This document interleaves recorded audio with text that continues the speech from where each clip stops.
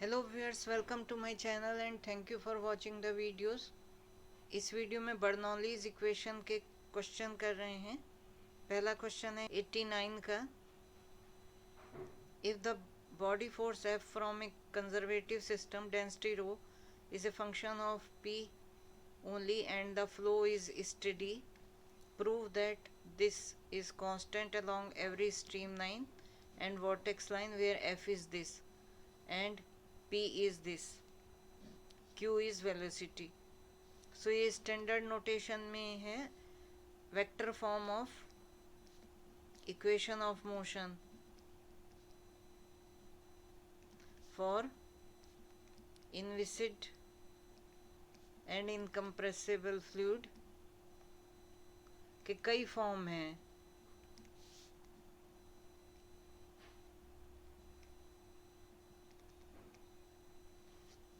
तो हम फॉर्म लिखते हैं del q upon del t plus del square q square by 2 minus q curl q is equal to F minus 1 upon rho del P. So steady motion है तो ये term तो zero हो जाएगी। रो जो है फंक्शन ऑफ पी है। सो ये जो टर्म है ये हम लिख सकते हैं डेल पी अपॉन रो, और एफ जो दिया गया है यहाँ पर माइनस डेल ओमेगा के दिया गया है। और बाय डेफिनेशन हम जानते हैं that vorticity vector is equal to omega is equal to curl q होता है।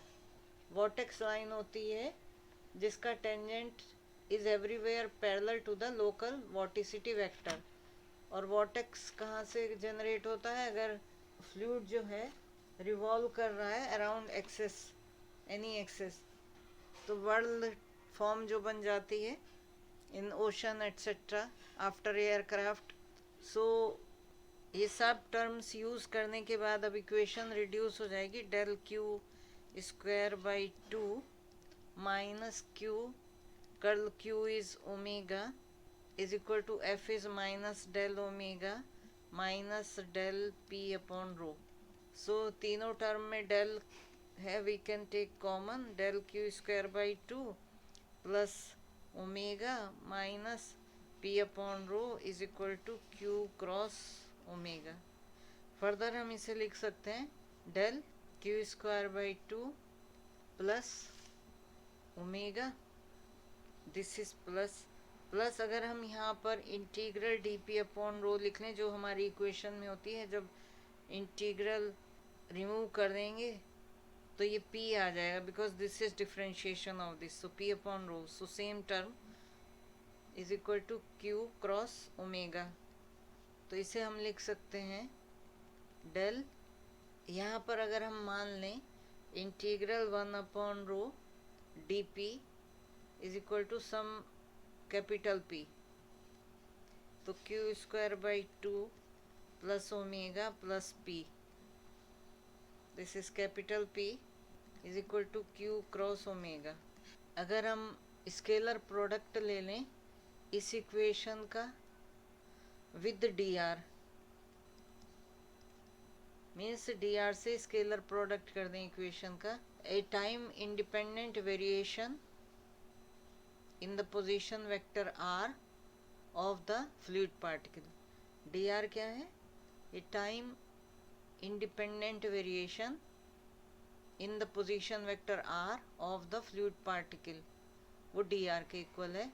तब हमें मिलता है डी आर से मल्टीप्लाई कर रहे हैं, सो डी अपॉन डी आर, ये क्योंकि this will B only D Q square by 2 plus omega plus P, this side हमारा प्रोडक्ट हो जाएगा, यहाँ कैंसिल हो गया, इस साइड कैंसिल हो गया। दो केसेस अराइज होते हैं, केस वन में पहला सिचुएशन जो है cross product of q and W जो कि राइट हैंड साइड है अबव इक्वेशन का, वो ज़ीरो है। और ये कब ज़ीरो होगा? यहाँ दो केस फिर अराइज होते हैं। एक तो है राइट हैंड साइड अगर zero, that is q cross omega is equal to zero है, ये केस वन है। सेकंड एक केस होगा। तो यहाँ दो सिचुएशन अराइज होती हैं। पहली कि q and omega they are parallel, इसका मतलब जब stream lines and vortex lines they coincide, और इस केस में क्यू को हम बेल्ट्रैमी वेक्टर कहते हैं।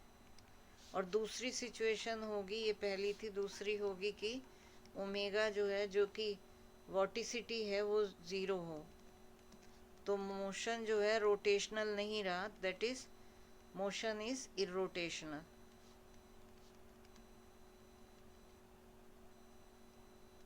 तो दोनों केस से क्या हुआ कि राइट हैंड साइड ज़ीरो है एंड इक्वेशन थी d omega plus capital p plus q square by two is equal to zero, ये इक्वेशन हो गई। एट ऑल टाइम्स कोई भी टी है throughout the entire flow field, t कुछ भी है एंड एंटायर फ्लूइड हम ले रहे हैं, कहीं भी ये सिचुएशन कंडीशन फुलफिल होगी। इसे इंटीग्रेट कर दें अगर हम, तो omega plus capital p plus q square by two is equal to constant, और ये भी throughout the entire field होगी, फील्ड ऑफ फ्लो। एंड ये इक्वेशन जो है हमारी, दिस विल बी अनचेंज, ये पूरे एंटायर फ्लो फील्ड में अनचेंज्ड रहेगी, क्योंकि जो हमने डिफरेंशिएशन डी आर लिया था, जिससे मल्टीप्लाई किया था स्केलर मल्टीप्लिकेशन, वो आर्बिट्रेरी स्मॉल है, बहुत स्मॉल क्वांटिटी है, वेरिएशन है ऑफ पोजीशन वेक्टर आर का। सो आर पहले थी और दूसरा आर प्लस डी आर, और ये बहुत स्मॉल वेरिएशन है और ये कांस्टेंट है, तो ये पूरे फ्लूइड में कांस्टेंट रहेगा। केस टू है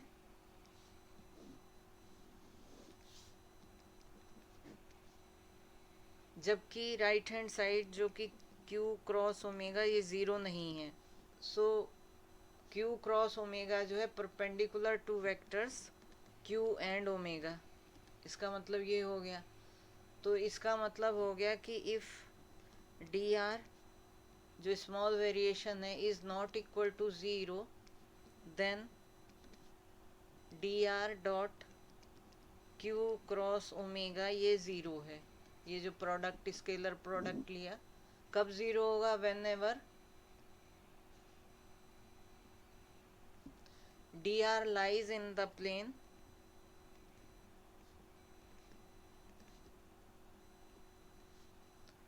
of q and omega.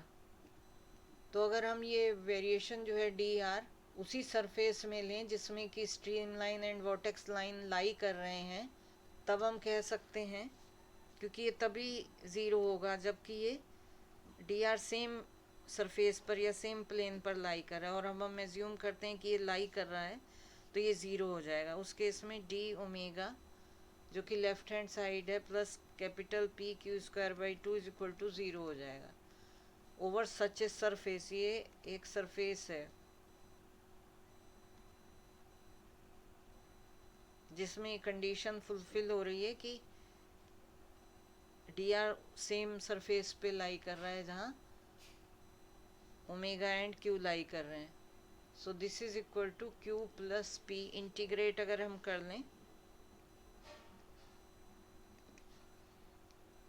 Plus q square by two is equal to constant.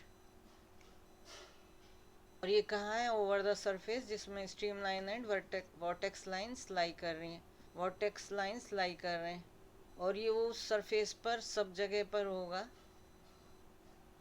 Constant same होगा ऑन दैट सरफेस।